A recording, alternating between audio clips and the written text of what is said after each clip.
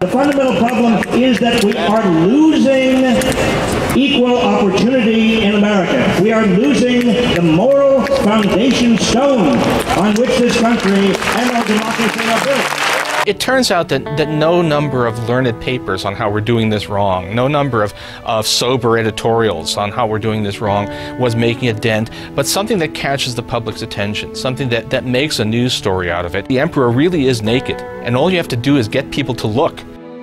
In 2008, the United States economy experienced a nearly unprecedented crisis due to a perfect storm involving banking deregulation, complex derivatives, financial mismanagement, and larger systemic causes.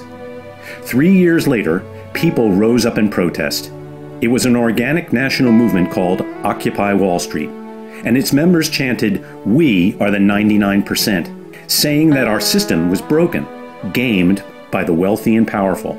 The movement brought an entire nation's frustration to the forefront of public debate, and thoughtful institutions responded, investing time and money to look into the phenomenon.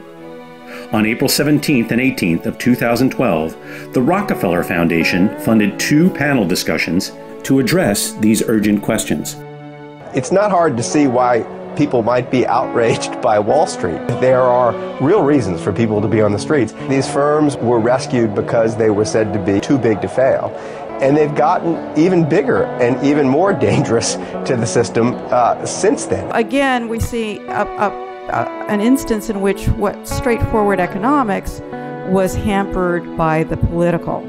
It was all deficits, which is the wrong subject, and no talk about jobs. So what happens is the more creative people and the people who can't be replaced because they do drudge work, which cannot be replaced by machine, those are the kinds of jobs that are emerging. The middle is hollowing out. That's a problem. We won't have a recovery in the housing market unless people can go out and buy new houses, and if they're too saddled with student loans to do that, the whole thing is interconnected in a very frightening way. When you have the global imbalance, this huge inflow of funds, exactly who gets the hit?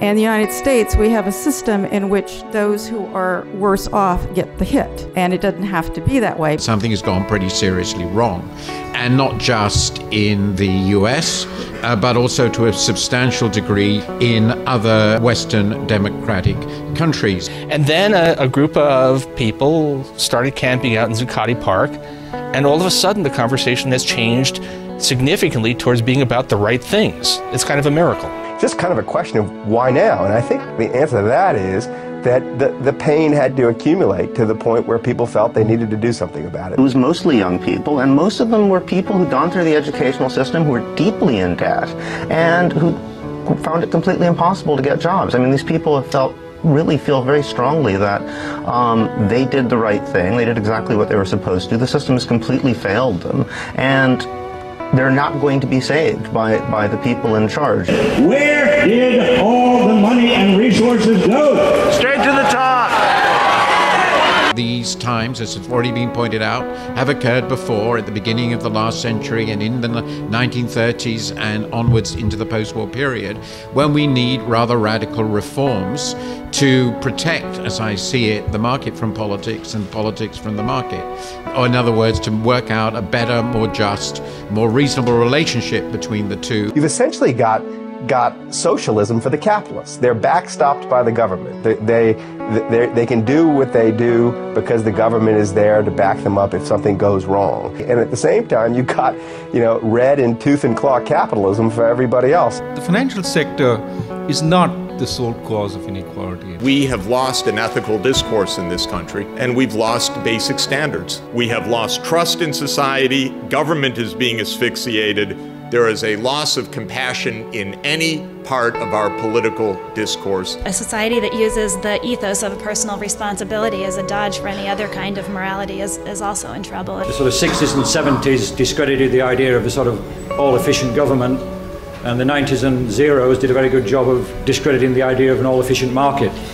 So what's to replace both of those ideologies, I think, remains to be seen. Occupy Wall Street's obviously part of the discussion. It's not just a protest movement. It's going to be a watershed election. I think that more so than we've had for a very long time, the issues are quite clear. It's not just better schools, it's better communities, it's better access to health care. It's the whole process of taking a child from birth to college. We need to work on every aspect there. Essentially, we have to start over. People have to go into their public squares, meet each other, start talking to each other, and start brainstorming of ideas. I mean, essentially the idea is the system is not going to save us, we're going to have to save ourselves.